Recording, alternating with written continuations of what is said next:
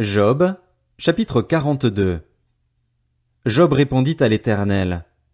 Je reconnais que tout est possible pour toi et que rien ne peut s'opposer à tes projets. Qui est celui qui dissimule mes plans par un manque de savoir?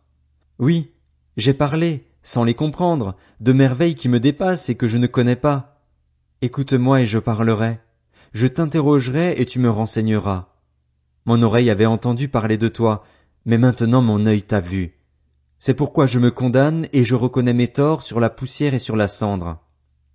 Après avoir adressé ces paroles à Job, l'Éternel dit à Éliphaz de Théman.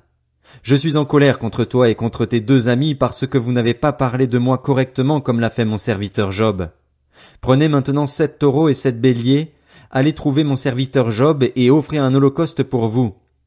Mon serviteur Job brillera pour vous, et c'est parce que j'ai de la considération pour lui que je ne vous traiterai pas conformément à votre folie. En effet, vous n'avez pas parlé de moi correctement comme l'a fait mon serviteur Job.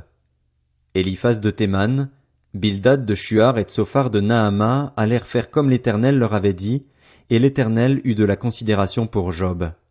L'Éternel rétablit la situation de Job quand celui-ci eut prié pour ses amis, il lui accorda le double de tout ce qu'il avait possédé.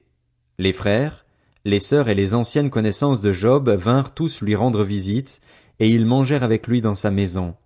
Ils lui exprimèrent leur compassion et le réconfortèrent à cause de tout le malheur que l'Éternel avait fait venir sur lui. Chacun lui donna une pièce d'argent et un anneau d'or. L'Éternel bénit la dernière partie de la vie de Job beaucoup plus que la première. Il posséda 14 000 brebis, 6 000 chameaux, 1 000 paires de bœufs et 1 000 ânesses. Il eut aussi 7 fils et 3 filles. Il appela la première Jémima, la deuxième Ketsia et la troisième Kéren Apuk. Dans tout le pays on ne trouvait pas d'aussi belles femmes que les filles de Job. Leur père leur accorda une part d'héritage parmi leurs frères. Job vécut après cela 140 ans, et il vit ses fils et les descendants de ses fils jusqu'à la 4e génération. Puis il mourut, âgé et rassasié de jours. Psaume 1. Heureux l'homme qui ne suit pas le conseil des méchants, qui ne s'arrête pas sur la voie des pécheurs et ne s'assied pas en compagnie des moqueurs, mais qui trouve son plaisir dans la loi de l'Éternel et la médite jour et nuit. Il ressemble à un arbre planté près d'un cours d'eau. Il donne son fruit en sa saison, et son feuillage ne se flétrit pas. Tout ce qu'il fait lui réussit. Les méchants, au contraire, ressemblent à la paille que le vent disperse. Voilà pourquoi les méchants ne résistent pas lors du jugement, ni les pécheurs dans l'assemblée des justes. En effet, l'Éternel connaît la voie des justes, mais la voie des méchants mène à la ruine. Psaume 2. Pourquoi cette agitation parmi les nations et ces préoccupations dépourvues de sens parmi les peuples?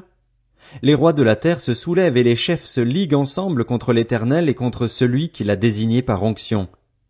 Arrachons leurs liens. Jetons leurs chaînes loin de nous. Celui qui siège dans le ciel rit, le Seigneur se moque d'eux. Puis il leur parle dans sa colère, il les épouvante dans sa fureur. C'est moi qui ai établi mon roi sur Sion, ma montagne sainte. Je veux proclamer le décret de l'Éternel. Il m'a dit, tu es mon fils, je t'ai engendré aujourd'hui. Demande-le-moi, et je te donnerai les nations en héritage, les extrémités de la terre en possession. Tu les briseras avec un sceptre de fer, tu les briseras comme le vase d'un potier. Et maintenant, roi, conduisez-vous avec sagesse. Juge de la terre, laissez-vous instruire. Servez l'Éternel avec crainte et réjouissez-vous tout en tremblant.